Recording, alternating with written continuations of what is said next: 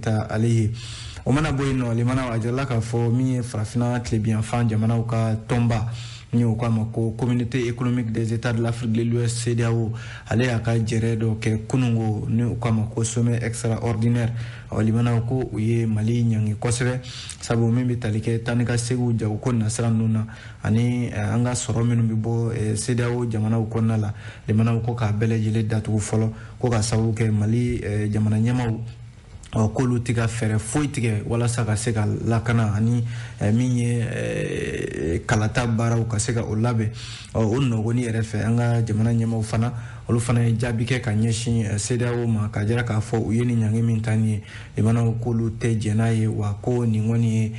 ko rede ko be minta ka nyeshin Mali jamana manu e toro ko ye mimi seka jamana de belajele senge ka soro dum sharia te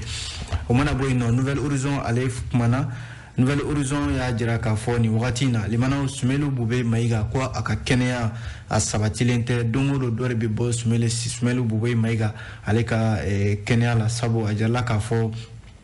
ko ambi watim na ko sisan ko kilo mugan ko ode boraka green aire la ode la minye parti asma CFP no aire ka politique toy ko le kuna fundila wele ka nyefolike ko dongo do ni taranya da Sumelu Bube Maiga kibaye ka foko aka Kenya limana dobe bo o fangana wa ko imana nyew laje nyew belaje lekera neramaye wa ko mimbe sisan limana ode ko gelen ko Sumelu Bube Maiga ko tienre la mangena de aka parti mawuyo fo kunungo amina ndado la sisa o mana boy no le soir de Bamako ale ajira ka fo ko mimbi talike Nigeria ko bamanci jakulu do be no nu kama ko ansaru ko lu labene do ko bolodi yad agali aleka jakulu bama nu kama ko GESIM groupe de soutien à l'islam et aux musulmans ko ni minafo ni laben kurade ka nyeshin Sahel konna ma ka sabu ke kabi uyame ko rusi nana Mali jamana konna la limana amna nda do la soir de Bamako kono o mana boy no mimbi talike info matin ajira ka fo ko jala koroji ka fe ko jala ka fo luka Kenya so ne o asako jai ko million bi woro nyogana ko tunna yenno ka sababu ke mimbi talike segasegel doye ni Kenya so in konna la o ka mer no isa gindo ye ale nyefol do ke ko stratikela ale information kelen kono limana ko RPM konna la bi ko abina fo ma jenaye ka fo ba Bokari Treta ale suwandira ko ka ke RPM ka cheboy ko ma do be RPM kono ko luma jeni oyi l'indépendant ya jira ka fo ni wakati na ko mimbi talike anga jamana konna la yanno mimbi yera wolo debout sur les remparts olu donné do ni frontière fanga ale demeni de jala ka fo ko kumbe sibiri temeni na baginda ka fe ko yera wolo debout sur les remparts ya jira ka fo lu kon be frontière fanga deme kosebe ko jamana dengu hakili sigi ko fenfe be gele ala mimina jamana soro limana ko atna se o hakela ko ka sabu ke ni Mali dengu sera ku tege di nyokoma l'indépendant yo fo amisoro ka kuncheni les échos limana wajala ka foko ndolata mi no be farafina ndolata ko fonu e kan 2021 ale barawe sena Cameroun jamana ka ko nga ko Orange Mali limana ko ya bolo fakanto mi samata sege ulu ko goro dumbawi ani mi supporter wi fokata se mimbi talike kuna fundila uma ko na folo chama de taraka di uma amina ndado ni bela jele la sisa limana amba fola ni minye oye le soirée avec mana le soirée ajira ka foko sankura hukumu konna la yoro la da do minye gouvernement ale bito kata foli bla kanyeshin jamana kuntigima mi chamanje fanga mi konna la onyamo ye colonel Assimi Goïta ajala ka fo mimbi talike juma temenina gouvernement nyama no ye shogel ko kala maiga ko utara kata mi sankura foli ke kanyeshin colonel Assimi Goïta ma o de senfɛ min ye gouvernement ma belajele ajala ka fo shogel ko kala maiga ale de kumana o togola ale mi premier ministre bi ko assise nationale de la refondation mi bara o sigira senga na kunjera kosaina ko akera sababu malidenw ka se ka kuntilena dɔ sɔrɔ ka se ka kuntilena min n'o bɛ kɛ sababu ye min ye walejugu tigilamaw ye k'u kɛlɛ ko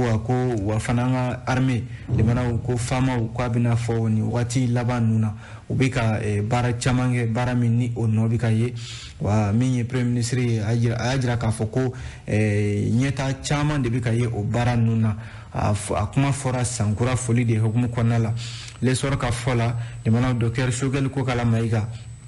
a ko bi malidenw bɛ se k'u disi gosi wa malidenw bɛ se ka muɲamuɲa ka jira k'a fɔ min y'an ka forces armées maliennes n'o ye famaw ye ko yɔrɔ caman bɛ bi u bɛ ka tɛgɛ kɛ yɔrɔ minnu na Mali dugukolo sanfɛla la ka sababu kɛ fɔlɔ la limanaw ni kun ye jateminɛ kɛ an ka armée u kun bɛna bin an ka armée sigilen de kan ko nka bi Mali armée de bɛ taa bi bamancimaw kan wa min y'a a la u b'u caman de ka maramafɛnw minɛ wa u bɛ dɔw yɛrɛ bɔnɛ u ni na Shogel ko kala mayiga ko o kɔni ye assise nationale de la fondation min ni malidenw hamina ye ko ka jamana fan bɛɛ lajɛlen minɛ an ka finitigiw fɛ ko hamina dɔ ko de waliyatɔ filɛ nin wa ko ni ala sɔnna ko don nataw la ko conférence sociale dɔ bɛna kɛ walasa basigibaliya min bɛ yen jamanaden yɛrɛ damaw ni ɲɔgɔn cɛ i n'a fɔ foroba baarakɛlaw sigafɔ dɔ bɛna kɛ walasa ka se ka basigi nati o waati o baara kofɔlen ninnu na limanaw ale le sɔrɔ kelen in kɔnɔna la ko CEDEAO ani UEMOA yɔrɔ nin ye jɛkuluba fila ye kelen bɛ o ye min bɛ tali kɛ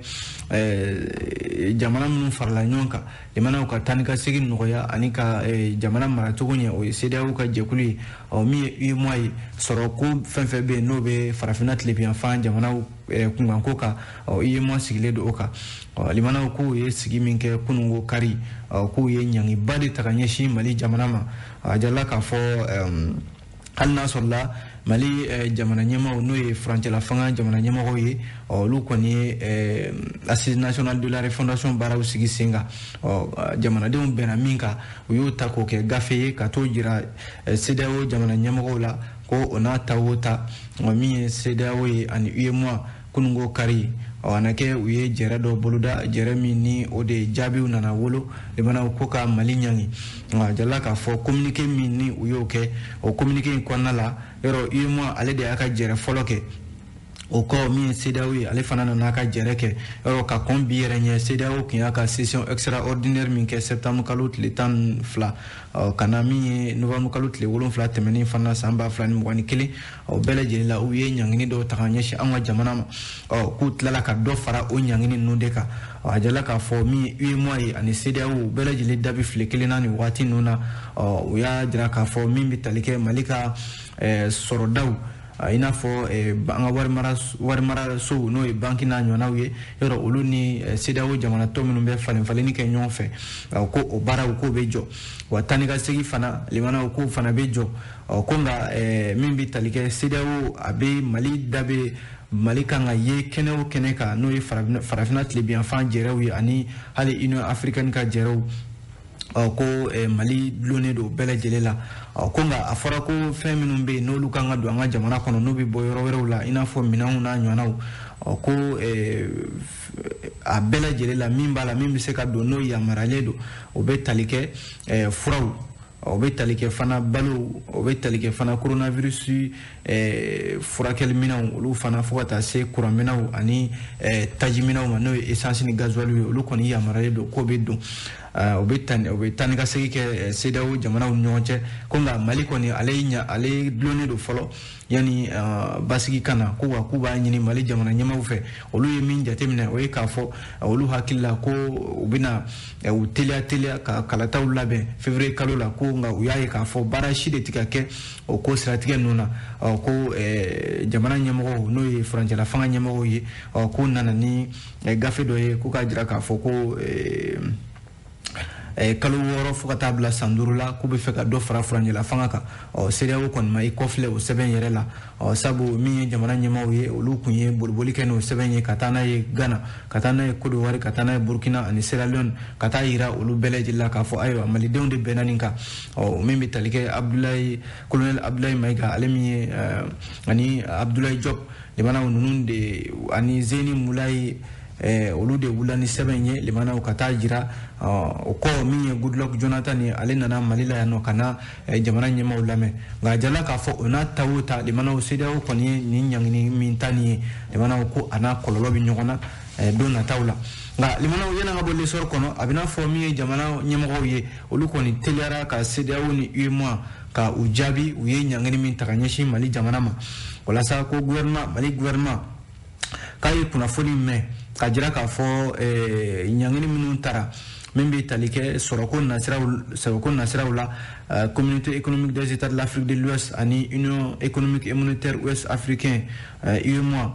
ni o ye ɲangini min ta kunungo janvier kalo tile 9 san 2022 Ghana faaba la n'o ye Accra ye a jirala k'a fɔ ni ɲangini minnu filɛ nin Mali gouvernement y'a jira k'a fɔ ko a bɛ n'a fɔ Mali gouvernement bɛ ka wulikajɔ minnu kɛ ani ka kumaɲɔgɔnya minnu dayɛlɛ u ni CEDEAO cɛ k'a bɛ n'a fɔ CEDEAO bɛ k'o ko de kɛ bolo kɔfɛ ko ye ko Mali jamanaw bɛ ka jija fɛn fɛn kɛ nin ye walasa min bɛ tali kɛ bɛn bɛ se ka na ani u bɛ se ka kumaɲɔgɔnyaw tɛmɛ u ni ɲɔgɔn cɛ ko wa ko Mali armée o bɛ ka baara minnu kɛ sisan ni jaabi ɲumanw bɛ ka ye o la ko CEDEAO tɛ ka o si lajɛ ko u kɔni u dabali banna CEDEAO ni ɲangini min ta ka ɲɛsin Mali ma min ye UEMOA ko k'ale ye Mali datugu pepewu u ka foyi tɛ tɛmɛ u ni Mali cɛ bilen n'u k'a ma ko embargo a jirala k'a fɔ ko Mali jamana y'a jira k'a fɔ ko o kɔni ye dantɛmɛ wale wa o ye sɔsɔli baara ye ka ɲɛsin min bɛ tali kɛ sariya minnu bɛ UEMOA ani CEDEAO kɔnɔna la sabu ko nin bɛna fɔ i ye ɲangini de ta ka ɲɛsin jamanadenw yɛrɛdamaw ma sabu ko ni ko i bɛ datugu jamana kelen da la jamana min ni maa t'a mara jamana min ni a ka ko bɛɛ lajɛlen b'a yɛrɛ bolo n'a fɔra ko i ye datugu o da la limanaw ko bɛ n'a fɔ o ye sariya sɔsɔ ye CEDEAO fɛ sabu CEDEAO sigikan yɛrɛ ye ko ka ɲɔgɔn dɛmɛ CEDEAO jamanaw yɛrɛdama ni ɲɔgɔn cɛ n'a sɔrɔla jamana dɔ bɛ gɛlɛya dɔ kɔnɔ CEDEAO jamana tɔw ka fara ɲɔgɔn kan ka o jamana dɛmɛ nka Mali bɛ gɛlɛya min kɔnɔna la bi ko CEDEAO y'a ɲini ko k'a ka da bɛɛ lajɛlen tugu wa u ka lasigiden fɛn fɛn bɛ Mali kɔnɔna la yan nɔ k'u b'o bɛɛ lajɛlen wuli ka bɔ yan nɔ ka taa n'olu ye Mali gouvernement y'a jira k'a fɔ ale fana bɛ min fɔ ka jaabili kɛ ka ɲɛsin CEDEAO ka nin ɲangini ninnu ma o ye k'a fɔ Mali fana ka lasigiden fɛn fɛn bɛ CEDEAO jamana ninnu kɔnɔ u fana b'u bɛɛ lajɛlen wele ka na wa fana Mali fana b'a ka datugu CEDEAO ka jamana bɛɛ lajɛlen ɲɛ don nataw la ko nataw fana na gouvernement Mali gouvernement bɛna fɛɛrɛ dɔw tigɛ ko wa k'a bɛ wele bila jamanadenw ma bɛɛ lajɛlen ka i hakili sigi k'a jira k'a fɔ ko n'i y'a ye CEDEAO ni hakilila ninnu ta k'a bɛna fɔ ko maa dɔw de bɛ yen wa marabajugu dɔw de bɛ yen minnu bɛ CEDEAO kɔfɛ minnu bɛ ka CEDEAO su ka kɛ nin ɲangini ninnu kan ka ɲɛsin Mali ma Mali gouvernement ka communiqué kɔnɔna la o y'a jira k'a fɔ Mali kɔni fana b'a ka daw tugu avion tɛ pan ka na Mali la yan wa mobili fana tɛ bɔ Mali la ka taa CEDEAO jamana tɔ ninnu kɔnɔna la ko wa ko Mali n'a bolo mana bɔ a dɛmɛbaa tɔw ye walasa ka se ka jamanadenw olu dɛmɛ kunnafoni filɛ limanaw an ye nin bɔ l'histoire de kɔnɔ n'an bɔra yen nɔ an bɛ don min ye Nouvelle Horizon ale kɔnɔna la a y'a jira k'a fɔ min bɛ tali kɛ politikitɔ min bɛ an fɛ yan nɔ ni o ɲɛmɔgɔ bɛ Sumelu Bube Mayiga bolo ko a tɔndenw ye jɛrɛ dɔ kɛ limanaw ka jamana ɲɛmɔgɔw ladɔnniya k'a fɔ ko Sumelu Bube Mayiga nin waati in na tiɲɛ yɛrɛ la ko a man kɛnɛ cɛba min ye nin ye limanaw a jirala k'a fɔ ko a ka kɛnɛya dɔ de bɛ bɔ a la don o don ka taa fɛ sabu ko Sumelu Bube Mayiga k'a bɛna fɔ kilo 20 ɲɔgɔnna a ye o bɔra a la ko a tɛ sunɔgɔ bilen a ɲɛw bɛɛ lajɛlen kɛra nɛrɛmaw ye ko wa don o don limanaw i b'a ye k'a fɔ dɔ de bɛ bɔ a ka kɛnɛya hakɛ la jɔn de ye nin kuma fɔ limanaw Isa Jara ale de ye ASMA CFP o secrétaire général ye a ko ko u ka ni jɛrɛ min filɛ n'u y'a ni kunnafonidilaw de y'a jɛrɛ kɛ min ye Isa Jara ye ale min ASMA CFP secrétaire général ye a y'a jira k'a fɔ Sumelu Bube Mayiga ka kɛnɛya tiɲɛ yɛrɛ la a bilama limanaw ko don o don kunun a kɛmɛ kunun ka fisa ni bi ye o de la ko u bɛ wele bila furanjɛla fanga ɲɛmɔgɔw ma kɛrɛnkɛrɛnnenya la jamana kuntigi n'o ye colonel Asimi Goita ye limanaw ani jamana kolatigɛ cakɛda fɛn fɛn bɛ yen an ka diinɛ ɲɛmɔgɔw ani Bamako dugutigilakaw n'o ye famille fondatrice ye ko u k'a dɔn k'a fɔ olu kɔni bɛ kuma min fɔ bi limanaw kuma in de ye tiɲɛ ye wa ko kabi Sumelu Bube Mayiga minɛna utukalo tile 26 san 2021 ko k'a ta o don ka n'a bila bi la ko don o don a ka kɛnɛya dɔ de bɛ bɔ o la a jarala k'a fɔ ko u ye laɲini fɛn fɛn kɛ limanaw ka ɲɛsin Mali sariya ma ka ɲɛsin jamana faamaw ma ko a yira k'a fɔ ko laɲini ninnu walasa Sumelu Bube Mayiga a ka se ka bɔ jamana kɔnɔ ka taa furakɛ yɔrɔ wɛrɛw la sabu a jarala k'a fɔ a kan ka furakɛli min kɛ yan nɔ limanaw ko an ka yan kɛnɛya tigilamaw olu a bɛna fɔ olu tɛna se k'a furakɛ n'a ma bɔ ka taa jamana kɔnɔna la Isa Jara ale ka fɔ la ko u ye laɲini fɛn fɛn kɛ ko jamana ɲɛmɔgɔw ma u kɔfilɛ a laɲini ninnu na sabu u ye lɛtiri ci premier ministre ma u ye lɛtiri ci ministère de la justice ma u ye lɛtiri ci fana min bɛ tali kɛ défense ani directeur national de la santé olu minnu bɛ yen n'olu de bɛ se ka yamaruya di walasa Sumeli Bube Mayiga a bɛ se ka bɔ jamana kɔnɔ ka taa furakɛ ko nka jamanaw ninnu si ma u kɔfilɛ u ka laɲiniw na ko maa lasɔminen kɔni jamanaw o ye suba ye olu bɛ maaw ladɔnniya jamanaden bɛɛ lajɛlen ani jamana ɲɛmaaw k'a fɔ ko ni ko bɔra nin ko in na jamanaw ko jamana ɲɛmɔgɔw k'olu de nɔ don wa ko Sumeli Bube Mayiga a bɛ saya ni balo de cɛ bi fasiri disɛbɛn ka fɔ la sabu ko kuma ka fɔ a ɲɛ kan Sumeli Bube Mayiga ala ye don o don da n'i taara lajɛ jamanaw ko tiɲɛ yɛrɛ la a tɛ maa ɲɛfa a ka kɛnɛya dɔ de bɛ bɔ a la ko o bɛ min na jamanaw k'u b'a ɲini jamana ɲɛmɔgɔw fɛ a ka bɔ jamana kɔnɔ a ka taa furakɛ yanni ko wɛrɛ ka bɔ a ko la ala ka an n'o cɛ janya kunnafoni filɛ jamanaw an ye nin bɔ Nouvelle Horizon de kɔnɔ n'an bɔra yen nɔ an bɛ don le soir de Bamako kɔnɔna la soir de Bamako y'a jira k'a fɔ ko min ye bamaci jɛkulu dɔw bɛ yen minnu bɛ Nigéria jamana kan k'olu bɛ fɛ k'a ɲini ka fara min ye Yad Agali ka Mali kɔnɔna la yan nɔ jɛkuluba in tɔgɔ de ye ko Ansaru Ansaru dɔwɛrɛ tɛ o jamanaw ko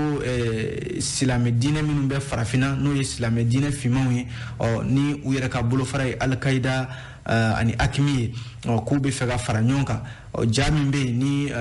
jadima ninnu y'o kɛ n'o ye Ansaru ye kabi janvier kalo in daminɛ a jirala k'a fɔ yɛrɛ ko baara in yɛrɛ kun daminɛna kabi décembre kalo tile 31 waatiw la dɔwɛrɛ tɛ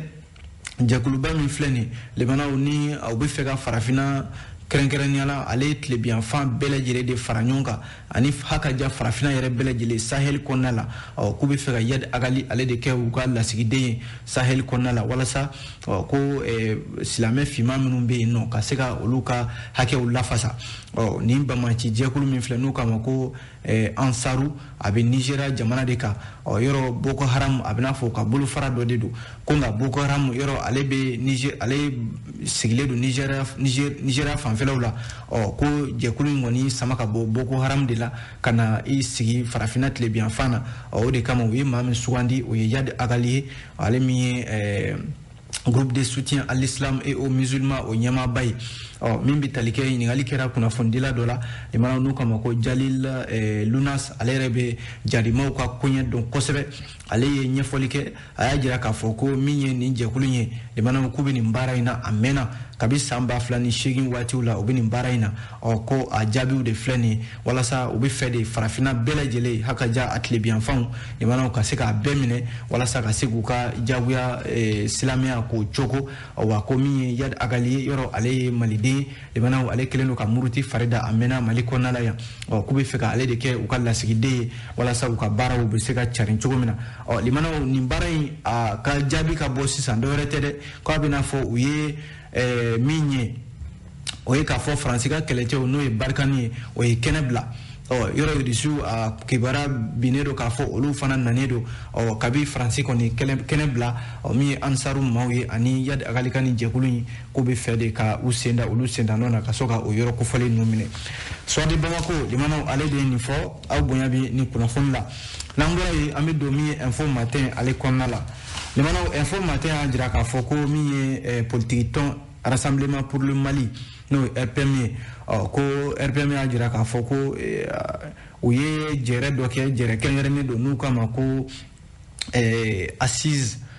assise min ni o kɛra assise du comité central du Rassemblement pour le Mali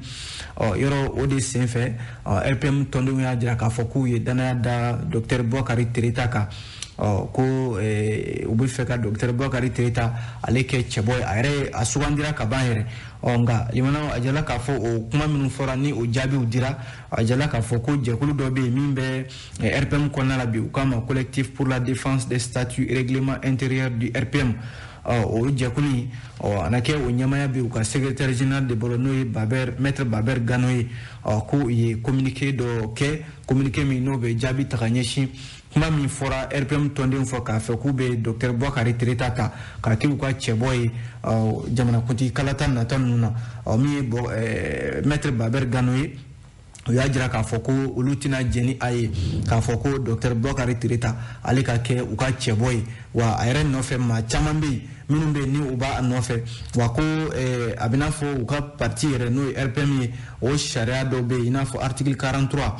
min b'a jira k'a fɔ parti tɛ se ka hakilila foyi ta k'a sɔrɔ dun min ye politique tɔn a tɔndenw bɛɛ lajɛlen ma jɛn n'a ye ko wa ko RPM bɛ dabolo min ka bi yɔrɔ bɛn tile kun tɛ a mɛnna ko nka o bɛnbaliya o de fana dalen filɛ nin kɛnɛ kan nin ye a jiralen don k'a fɔ ko min ye RPM ye u ka cɛbɔ n'o ye docteur Bokari Tireta ye ko caman y'a jira k'a fɔ ko Bokari Tireta ko ani maa caman ka hakilila tɛ kelen RPM kɔnɔna la sabu ko bɛnbaliya b'a ni maa caman cɛ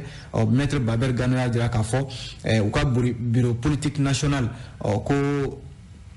olu tɛna jɛni a ye fiyewu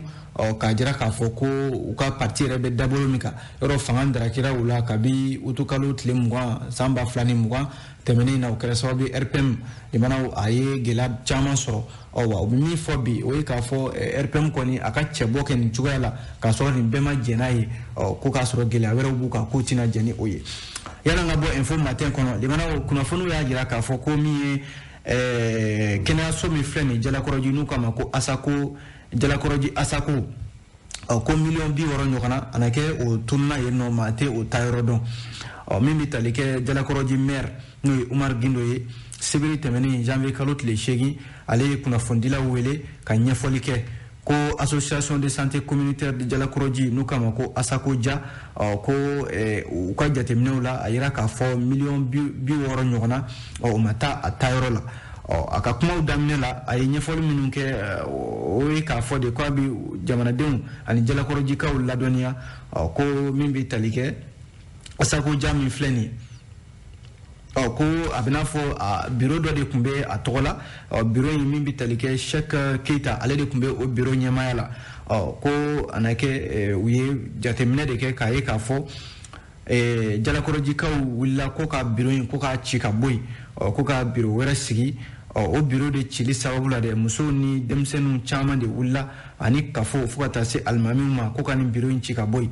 yɔrɔ maire ni jamanadenw ni dugudenw bɛnna min kan ale b'o de lawaleya ale ka sɔrɔ ka bureau in ci ka bɔ yen k'o de ma bɛn min ye Cheikh Keita in ma u ka sɔrɔ ka kuma sugu bɛɛ lajɛlen ta ka ɲɛsin min ye ale Umar Gindo ma k'a fɔ ko a ye ale yera ko caman na n'o ye tanamakow ye nka limanaw o kuma jalakili minnu talen don ka ɲɛsin ale Umar Gindo ma n'o ye Jalakɔrɔji maire ye a ko ni sigida maaw ye fɛn fɛn ɲini maire kan ka o baara de kɛ o de la ale ye bureau in ci ko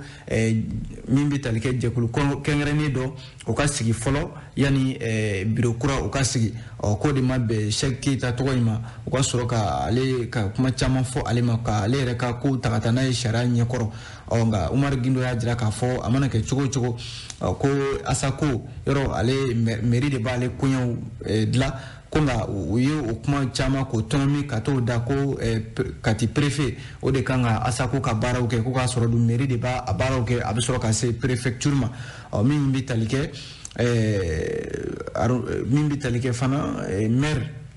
n'o ye Jalakɔrɔji maire ye a y'a jira k'a fɔ nin waleya minnu filɛ nin ye Umar Gindo a ko ko in de bɛ nin dabolo kan wa ko Jalakɔrɔjikaw y'a ɲini ko ka sɛgɛsɛgɛli dɔ boloda u ka ASACO ale kɔnɔna la o sɛgɛsɛgɛli de kɔfɛ dɛ u taara ye k'a fɔ ko miliyɔn 60 ɲɔgɔnna o tununa o taayɔrɔ ma dɔn limanaw kunnafoni filɛ an ye nin bɔ info matin ale kɔnɔna la n'an bɔra info matin kɔnɔ an bɛ don min ye l'indépendant ale kɔnɔna la limanaw indépendant kumana a y'a jira k'a fɔ jɛkulu min bɛ yen bi ni ale de dɔnnen don ka min ye furancɛla fanga ale dɛmɛ u k'a ma ko yɛrɛwolo debout sur les remparts ko u ye jɛrɛ belebeleba dɔ kɛ Bagindakaw fɛ yen a kɛra sibiri tɛmɛnen jɛkuluba min filɛ nin ye yɛrɛwolo debout sur les remparts ale dɔnnen don n'a ka dɛmɛba ye limanaw jɛrɛ min kɛra sibiri tɛmɛnen ka ɲɛsin furancɛla fanga ma a kɛra Baginda min ye Kulukoro ale mara kɔnɔna la a yɛrɛla k'a fɔ ni jɛrɛ min filɛ nin ye limanaw dɔwɛrɛ kun tɛ ko ka taa Bagindakaw ladɔnniya k'a fɔ ko u ka jamana in a gɛlɛya dɔn wa fana ka jamanaden bɛɛ lajɛlen wele u ka fara ɲɔgɔn kan walasa faranjɛla fanga bɛ se ka kɛ fɛn ɲuman ye cogo min na o de la baara ninnu daminɛ na min yɛrɛ wolo debout sur les remparts ye u ka jɛrɛ min n'a kɛra ko dɔwɛrɛ tɛ ko ka maaw fara ɲɔgɔn kan ani ka ko kolo gɛlɛya bagindakaw sen bɛ se ka don o baara fana na yɔrɔ laadalako la yɛrɛ wolo debout sur les remparts a bɛ wuli ka jɔ la an ka marabolo ninnu caman na baginda ta kun ye sibiri tɛmɛnen ye n'i ye jateminɛ kɛ min ye colonel Assimi Goïta ale bɛ se ka dɛmɛ cogo min na bagindakaw y'a jira k'a fɔ yɛrɛ wolo debout sur les remparts nana o baara min na k'u b'u tɛgɛ dayɛlɛ kosɛbɛ ka u kunbɛn min bɛ tali kɛ maa minnu tun bɛ a ko kɛnɛ kan i n'a fɔ Amina Fofana ale ye CNT maa ye a ko Russie ni Algérie olu bɛ ka Mali dɛmɛ ko a ko fasoden minnu bɛ yen ni olu ma sɔn Assise nationale de la fondation olu ma taa a ko kɛnɛ kan ko a fɔra ko ka san 5 de fara faranjɛla fanga kan ko a baara bi kɛ ko jamanadenw bɛɛ k'a dɔn k'a fɔ Russie ni Algérie bɛ Mali la yan ko u na malidenw dɛmɛ ko bɛɛ ka i hakili sigi o kɛra Amina Fofana ka kuma ye min ye Dirisa Kulubali ale ye Baginda dugutigi ye a ko yɛrɛ wolo debout sur les remparts min nana ale ka dugu kɔnɔ limanaw k'a y'a mɛn k'a fɔ k'u bɛ ka faranjɛla fanga dɛmɛ ko wa k'a y'a mɛn k'a fɔ faranjɛla fanga in limanaw k'a bɛ ka baara caman kɛ baara min ni a bɛ ka jamanadenw lawasa ko wa k'a b'a f'u ɲɛna olu minnu bɛ ka faranjɛla fanga dɛmɛ ko a fana bɛ tugu nɔfɛ k'a b'u fana dɛmɛ min ye Musa Jara ye ale ye député kɔrɔ ye commune 6 la ale ka kuma kɛra min ye limanaw ko donso minnu bɛ Baginda mara kɔnɔ ni olu de wulikajɔ kɛ walasa jɛrɛ bɛ se ka kɛ cogo min na a ye foli caman ye ta ka ɲɛsin u ma ko wa ko Modibo Keita n'o ye Mali jamanakuntigi fɔlɔfɔlɔ ye ale ye baara minnu kɛ Baginda mara kɔnɔna la walasa min ye dun ka fa ye u bɛ se ka sabati ko yɛrɛ wolo bɛ o baara ninnu a b'o senkɔrɔma don sabu a jirala k'a fɔ Baginda mara la bi limanaw sɛnɛ min n'o bɛ kɛ yen ko sɛnɛ in k'a tigɛ kɛ a kɛcogo la ko jiw bɛ tigɛ u la kuma bɛɛ ko wa ko min bɛ tali kɛ maa minnu b'o baara la limanaw ko fasoden dɔw don minnu tɛ ka ɲɛtaa yɛrɛ sabati Baginda mara la ko u na o kibaruya ta u na nana ye k'a da jamana ɲɛmaaw tulo kɔrɔ walasa o baara bɛ se ka sabati cogo min na kuma kuncɛra ni Adama Jara Ben le cerveau ye ale ka kumaw ye a ka kuma la a ye ɲininkali de boloda fɔlɔ limanaw a jirala k'a fɔ ko jɔnni de t'a dɔn bi ko Mali ni Russie cɛ u bolo dilen ɲɔgɔn ma ko yɛlɛma mana Mali kɔnɔna la ko jɔnni t'o dɔn ko min ye colonel Assimi Goïta ye limanaw ko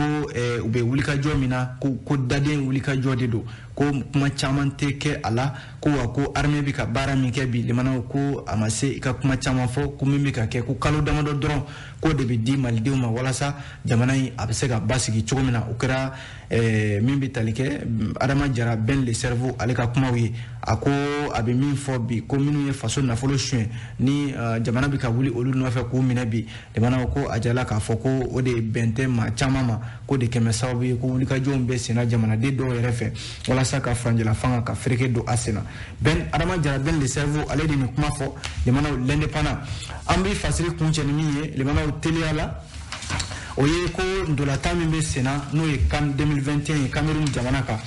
a jirala k'a fɔ nɛgɛjuru sira min bɛ an ka jamana kɔnɔ n'o ye Orange Mali ye CAN Total Énergie 2021 limanaw ko Orange Mali ko a ye dɛmɛba de kɛ ka ɲɛsin kɛrɛnkɛrɛnnenya la min y'an ka samatasɛgɛw olu kɔnkɔrɔ donbaw ma a jirala k'a fɔ 100 000 o dira an ka ndolatan ɲɛma FEMA Foot Union nationale des supporters des Aigles UNASAM 10 000 o dira olu ma min bɛ tali kɛ 12 o dira association des journalistes sportifs du Mali n'o ye AJSM a baara bɛɛ lajɛlen kɛra juma tɛmɛnen na janvier kalo tile 7 limanaw nin bɛɛ kun ye mun ye ko ka galabu don min ye maa minnu bɛ yen n'olu b'an ka samatasɛgɛw olu kɔfɛ ka se ka galabu don olu la a jirala k'a fɔ Mali samatasɛgɛw limanaw u yɛrɛ kan ka ndolatan min ye araba nata in na